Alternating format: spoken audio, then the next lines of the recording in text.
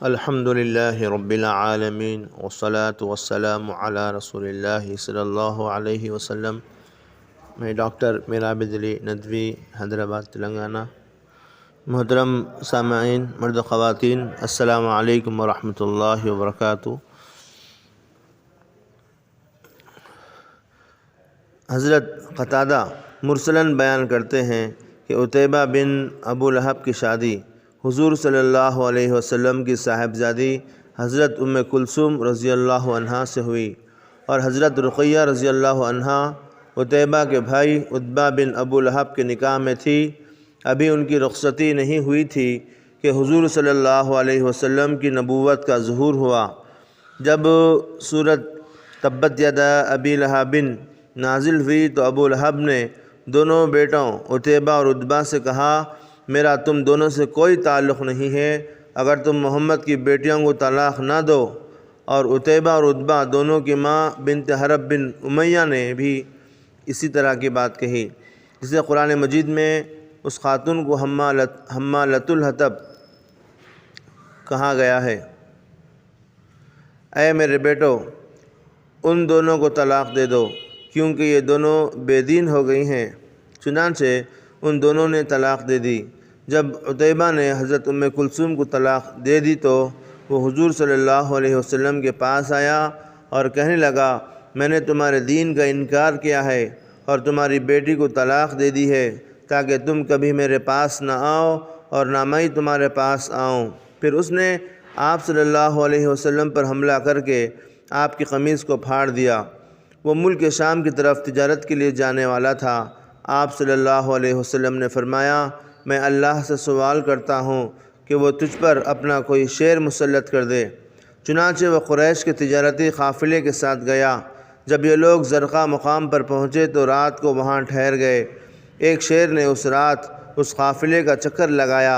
عتیبہ کہنے لگا، ہے میری ماں کی ہلاکت، یہ شیر تو مجھے ضرور کھا جائے گا، جیسے کہ محمد صلی اللہ علیہ وسلم نے کہا تھا۔ مجھے ابن ابی کبشہ، یہ نام کافروں نے حضور صلی اللہ علیہ وسلم کا رکھا ہوا تھا، مجھے ابن ابی کبشہ نے مار ڈالا، جو کہ مکہ میں ہیں اور میں شام میں ہوں۔ چنانچہ اس شیر نے سارے قافلے میں سے صرف عتیبہ پر حملہ کیا اور اس کا گوشت نوش ڈالا اور اسے مار ڈالا۔ زہیر بن علاء کہتے ہیں کہ ہمیں ہشام بن عروہ نے اپنے والد سے یوں بیان کیا ہے کہ وہ شیر اس رات اس قافلے کا چکر لگا کر واپس چلا گیا۔ قافلے والوں نے عتیبہ کو اپنے درمیان لٹایا، چنانچہ وہ شیر دوبارہ آیا اور سب کو پھلانگتا ہوا عتیبہ تک پہنچا اور اس کے سر کو چبا ڈالا۔ حضرت عثمان بن عفان رضی اللہ عنہ نے پہلے حضرت رقیہ رضی اللہ عنہا سے شادی کی تھی، پھر ان کی وفات کے بعد حضرت ام کلثوم سے شادی کی۔ حضرت ربیعہ بن عبید دیلی رضی اللہ تعالیٰ عنہ نے فرمایا، میں تم لوگوں کو یہ کہتے ہوئے بہت سنتا ہوں کہ قریش رسول اللہ صلی اللہ علیہ وسلم کو گالیاں دیا کرتے تھے اور تکلیف پہنچایا کرتے تھے۔ میں ان واقعات کا کثرت سے دیکھنے والا ہوں۔ حضور صلی اللہ علیہ وسلم کا گھر ابو لہب اور عقبہ بن ابی معیط کے گھر کے درمیان تھا۔ جب آپ صلی اللہ علیہ وسلم اپنے گھر واپس آتے تو دروازے پر اوجھڑی اور خون اور گندگی پاتے۔ آپ صلی اللہ علیہ وسلم اپنی کمان کے کنارے سے ان سب چیزوں کو ہٹاتے جاتے اور فرماتے، اے قریش کی جماعت، اے پڑوسی کے ساتھ، یہ پڑوسی کے ساتھ بہت برا سلوک ہے۔ حضرت عروہ رضی اللہ تعالیٰ عنہ فرماتے ہیں کہ حضور صلی اللہ علیہ وسلم کی زوجہ محترمہ حضرت عائشہ رضی اللہ تعالیٰ عنہ نے ان سے بیان فرمایا کہ انہوں نے حضور صلی اللہ علیہ وسلم سے پوچھا کہ جنگ احد کے دن سے بھی زیادہ سخت دن آپ پر کوئی آیا ہے؟ آپ صلی اللہ علیہ وسلم نے فرمایا کہ مجھے تمہاری قوم کی طرف سے بہت زیادہ تکلیفیں اٹھانی پڑی، اور ان کی طرف سے مجھے سب سے زیادہ تکلیف عقبہ طائف کے دن اٹھانی پڑی۔ میں نے اہل طائف کے سردار لیل ابن عبد کلال کے سامنے اپنے آپ کو پیش کیا کہ مجھ پر ایمان لاؤ اور میری نصرت کرو اور مجھے اپنے پاس ٹھہرا کر دعوت کا کام آزادی سے کرنے دو، لیکن اس نے میری بات نہ مانی۔ میں طائف سے بڑا غمگین اور پریشان ہو کر اپنے راستے پر واپس چل پڑا۔ میں یوں ہی غمگین اور پریشان چلتا رہا۔ قرن ثعالب مقام پر پہنچ کر میرے اس غم اور پریشانی میں کچھ کمی آئی تو میں نے اپنا سر اٹھایا تو دیکھا کہ ایک بادل مجھ پر سایہ کیے ہوئے ہیں۔ میں نے غور سے دیکھا تو اس میں حضرت جبرائیل علیہ السلام تھے۔ انہوں نے مجھے آواز دی اور کہا، اللہ تعالیٰ نے آپ کی قوم کی وہ گفتگو جو آپ سے ہوئی سنی اور ان کے جوابات سنے، اور ایک فرشتے کو جس کے متعلق پہاڑوں کی خدمت ہے آپ کے پاس بھیجا ہے کہ آپ ان کفار کے بارے میں جو چاہیں حکم دے۔ اس کے بعد پہاڑوں کے فرشتے نے مجھے آواز دے کر سلام کیا اور عرض کیا، اے محمد، آپ نے جو حضرت جبرائیل علیہ السلام سے سنا ہے وہ بالکل ٹھیک ہے۔ آپ کیا چاہتے ہیں؟ اگر آپ ارشاد فرما دیں تو میں مکہ کے دونوں پہاڑوں ابو قبیس اور احمر کو ان پر ملا دوں جس سے یہ سب درمیان میں کچل جائے۔ حضور اقدس صلی اللہ علیہ وسلم نے فرمایا، نہیں، بلکہ مجھے امید ہے کہ اللہ تعالیٰ ان کی پشتوں میں ایسے لوگوں کو پیدا فرمائے گا جو اللہ عز و جل کی عبادت کریں گے اور اس کے ساتھ کسی چیز کو شریک نہیں کریں گے۔ حضرت ابن شہاب بیان فرماتے ہیں کہ جب ابو طالب کا انتقال ہوا تو حضور صلی اللہ علیہ وسلم یہ امید لے کر طائف تشریف لے گئے کہ وہاں والے آپ کو اپنے ہاں ٹھہرا لیں گے۔ چنانچہ آپ قبیلہ ثقیف کے 3 آدمیوں کے پاس تشریف لے گئے جو اس قبیلے کے سردار تھے اور آپس میں بھائی تھے، اور ان کے نام عبدیہ لیل اور حبیب اور مسعود تھے، یہ عمر کے بیٹے تھے۔ آپ نے اپنے آپ کو ان پر پیش فرمایا اور ان لوگوں سے اپنی قوم کی ناقدری اور بے حرمتی کی شکایت کی، لیکن ان لوگوں نے آپ صلی اللہ علیہ وسلم کو بہت برا جواب دیا۔ حضرت عروہ بن زبیر رضی اللہ تعالیٰ عنہ فرماتے ہیں کہ ابو طالب کا انتقال ہو گیا اور کفار قریش کی طرف سے حضور پر تکلیفیں اور سختیاں اور زیادتیاں بڑھ گئی۔ آپ قبیلہ ثقیف کے پاس اس امید سے تشریف لے گئے کہ وہ آپ کو اپنے ہاں ٹھہرا لیں گے اور آپ کی مدد کریں گے۔ آپ نے دیکھا کہ قبیلہ ثقیف کے 3 سردار ہیں جو کہ آپس میں بھائی ہے، عبدیہ لیل ابن عمرو اور حبیب ابن عمرو اور مسعود ابن عمرو۔ آپ نے اپنے آپ کو ان پر پیش کیا اور ان لوگوں سے تکلیفوں کی اور اپنے قوم کی بے حرمتی کرنے کی شکایت کی۔ ان میں سے ایک نے کہا، اگر اللہ تعالیٰ نے آپ کو کچھ دے کر بھیجا ہو تو گویا میں کعبہ کے پردوں کی چوری کروں، یعنی اللہ نے آپ کو کچھ دے کر نہیں بھیجا۔ اور دوسرے نے کہا کہ مجلس کے بعد میں آپ سے کبھی بھی کوئی بات نہیں کروں گا، کیونکہ اگر آپ واقعی رسول ہے تو آپ کا مقام اس سے بہت اونچا ہے کہ مجھ جیسا آپ سے بات کرے۔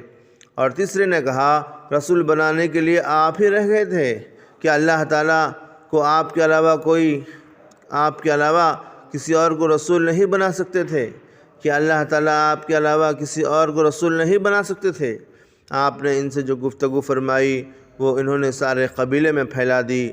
وہ سب جمع ہو کر حضور کا مذاق اڑانے لگے اور آپ کے راستے پر 2 صفیں بنا کر بیٹھ گئے۔ انہوں نے اپنے ہاتھوں میں پتھر لے لیے اور آپ صلی اللہ علیہ وسلم جو قدم بھی اٹھاتے یا رکھتے اسے پتھر مارتے اور آپ کا مذاق بھی اڑاتے جاتے۔ جب آپ صلی اللہ علیہ وسلم ان کی صفوں سے آگے نکل گئے اور ان کافروں سے چھٹکارا پایا، آپ کے دونوں قدم مبارک سے خون بہہ رہا تھا، تو آپ ان لوگوں کے ایک انگور کے باغ میں چلے گئے اور ایک انگور کی بیل کے نیچے سائے میں بیٹھ گئے۔ آپ بہت غمگین، رنجیدہ اور دکھی اور تکلیف زدہ تھے اور آپ کے دونوں قدموں سے خون بہہ رہا تھا۔ اسی باغ میں عتبہ بن ربیعہ اور شیبہ بن ربیعہ کافر بھی تھے۔ جب آپ نے ان دونوں کو دیکھا تو ان کے پاس جانا پسند نہ فرمایا، کیونکہ آپ جانتے تھے کہ یہ دونوں اللہ اور اس کے رسول کے دشمن ہیں۔ حالانکہ آپ سخت تکلیف اور پریشانی میں تھے۔ ان دونوں نے اپنے غلام عداس کو انگور دے کر حضور کی خدمت میں بھیجا۔ وہ عیسائی تھے اور نینوا کے رہنے والے تھے۔ عداس نے آ کر حضور صلی اللہ علیہ وسلم کے سامنے انگور رکھ دیے۔ حضور صلی اللہ علیہ وسلم نے انگور کھانے کے لیے بسم اللہ پڑھی۔ اس سے عداس کو بڑا تعجب ہوا۔ آپ نے ان سے پوچھا، تم کہاں کے رہنے والے ہو؟ انہوں نے کہا، میں نینوا کا رہنے والا ہوں۔ آپ صلی اللہ علیہ وسلم نے فرمایا، تم اس بھلے اور نیک آدمی کے شہر کے رہنے والے ہو جن کا نام حضرت یونس بن متی تھا۔ عداس نے حضور صلی اللہ علیہ وسلم سے عرض کیا، آپ کو کیسے پتہ چلا کہ حضرت یونس بن متی کون ہیں؟ آپ صلی اللہ علیہ وسلم کو حضرت یونس علیہ السلام کے جتنے حالات معلوم تھے وہ عداس کو بتائے، اور آپ کی عادت مبارکہ یہ تھی انسان کا درجہ اس سے کم نہیں سمجھتے تھے کہ اس سے اللہ کا پیغام پہنچائے، یعنی چھوٹے بڑے ہر ایک کو دعوت دیا کرتے تھے۔ حضرت عداس نے عرض کیا، یا رسول اللہ، آپ مجھے حضرت یونس بن متی کے بارے میں کچھ اور بتائیں۔ چنانچہ حضور صلی اللہ علیہ وسلم حضرت یونس بن متی کے بارے میں جتنی وحی نازل ہوئی تھی وہ سب حضور صلی اللہ علیہ وسلم نے عداس کو سنا دی۔ اس پر وہ حضور کے سامنے سجدے میں گر گئے اور آپ کے قدموں کو چومنے لگ گئے جن میں سے خون بہہ رہا تھا۔ جب عتبہ اور اس کے بھائی شیبہ نے اپنے غلام کو یہ کرتے ہوئے دیکھا تو دونوں سکتے میں رہ گئے۔ جب حضرت عداس ان دونوں کے پاس واپس آئے تو ان دونوں نے ان سے کہا، تم کو کیا ہوا کہ تم نے محمد صلی اللہ علیہ وسلم کو سجدہ بھی کیا اور ان کے قدموں کو بھی چوما، اور ہم نے تم کو ہم سے کسی کے ساتھ ایسا کرتے ہوئے نہیں دیکھا۔ حضرت عداس نے کہا، یہ ایک بھلے آدمی ہیں اور انہوں نے مجھے چند ایسی باتیں بتائی ہے جو مجھے اس رسول کے بارے میں معلوم تھیں جن کو اللہ تعالیٰ نے ہماری طرف مبعوث فرمایا تھا، جن کو حضرت یونس بن متی کہا جاتا ہے، اور انہوں نے مجھے بتایا کہ وہ اللہ کے رسول ہے۔ اس پر وہ دونوں ہنس پڑے اور کہنے لگے، ارے یہ آدمی تمہیں تمہاری نصرانیت سے نہ ہٹا دے، یہ آدمی بہت دھوکہ دیتا ہے۔ پھر حضور صلی اللہ علیہ وسلم مکہ واپس تشریف لے آئے۔ محترم حضرات، یہ حضور صلی اللہ علیہ وسلم کے چند واقعات تھے جن واقعات سے ہمیں پتہ چلتا کہ اللہ کے رسول صلی اللہ علیہ وسلم کو دعوت کی کام میں کتنی مشکلات کا سامنا کرنا پڑا، اور اللہ کے رسول صلی اللہ علیہ وسلم صبر اور استقامت کی کس طرح پہاڑ بنے رہے۔ پھر اس میں دوسری بات، چاہے تو اللہ کے رسول صلی اللہ علیہ وسلم فرشتے کو حکم دیتے تو دونوں پہاڑ ٹوٹ پڑتے تھے، یعنی دونوں پہاڑ اس قبیلہ طائف پر دونوں کو بالکل پیس دے سکتے تھے، لیکن یہ اللہ کے رسول صلی اللہ علیہ وسلم کا رحم اور اللہ کے رسول صلی اللہ علیہ وسلم کی مہربانی اور دل کی نرمی تھی جو ہم کو پیغام دیتی کہ چاہے کتنی ہی تکلیفیں ہم کو اپنوں سے اور غیروں سے ملے، اس پر بھی ہم صبر کریں اور ان کے لیے اسی طرح دعا کریں جو اللہ کے رسول صلی اللہ علیہ وسلم دعا کرتے تھے۔ اس میں خاص بات جو ہم کو معلوم ہوتی، ایسے نازک موقع پر بھی اللہ کے رسول نے اللہ تعالیٰ سے جو دعا کی اور اس دعا میں جو جملہ استعمال کیا وہ ہمارے لیے بہت زیادہ تربیت کا پہلو رکھتا ہے، یعنی اے اللہ، یہ جو تکلیفیں ہیں ان تکلیفوں کی میرے نزدیک کوئی اہمیت نہیں ہے، اگر آپ میرے کام سے راضی ہے، اگر آپ میرے عمل سے راضی ہے، آپ کی رضا میرے لیے سب کچھ ہے، یہ تکلیفیں میرے لیے کوئی درجہ نہیں رکھتی۔ اگر آپ کی رضامندی نہیں ہے تو میری سہولت بھی میرے لیے بوجھ ہے، اگر آپ کی رضامندی میرے اس کام سے جڑی ہوئی ہے، میری زندگی سے جڑی ہوئی ہے، میرے عمل سے جڑی ہوئی ہے، تو دنیا بھر کی تکلیفیں میرے نزدیک کوئی حیثیت نہیں رکھتی۔ یہ بہت زیادہ اہم بات ہے۔ پھر دوسری بات یہ ہے کہ اللہ کے رسول صلی اللہ علیہ وسلم کسی بھی موقع کو چھوڑے نہیں۔ اس میں ہمارے لیے یہ پیغام یہ ہے، اٹھتے ہوئے بیٹھتے ہوئے ہم کسی غیر مسلم ڈرائیور کے ساتھ بیٹھے کرے، یا کسی ہوٹل میں چلے گئے، یا ہم کسی دکان میں چلے گئے، یا کوئی ہمارے پاس آ گئے، کوئی بھی ایسا موقع اور لمحہ جس میں ہم کسی انسان کو اللہ تعالیٰ سے جوڑ سکتے ہیں اور حقیقی راستہ اسے بتا سکتے ہیں حکمت کے ساتھ، موقع محل کے ساتھ، تو اس کو ہم غنیمت سمجھے۔ جس طرح اللہ کے رسول صلی اللہ علیہ وسلم نے انگور دینے والے غلام کی نفسیات کو سمجھا اور کس طرح نفسیاتی پہلوؤں کو مد نظر رکھتے ہوئے اللہ کے رسول نے گفتگو کی کہ ارے تم تو ایک بھلے آدمی کے شہر سے تعلق رکھتے ہو، یعنی بالکل یونس علیہ السلام کی اللہ کے رسول نے تعریف کی، اور وہ غلام بالکل اللہ کے رسول صلی اللہ علیہ وسلم کو سننے پر مجبور ہو گیا۔ پھر اللہ کے رسول صلی اللہ علیہ وسلم نے اتنی تکلیف میں، جبکہ آپ کے جسم سے خون بہہ رہا تھا اور تھکان سے آپ چور تھے، بھوک لگ رہی تھی، پیاس لگ رہی تھی، لیکن اللہ کے رسول صلی اللہ علیہ وسلم نے تفصیل سے یونس علیہ السلام کا واقعہ بتلایا۔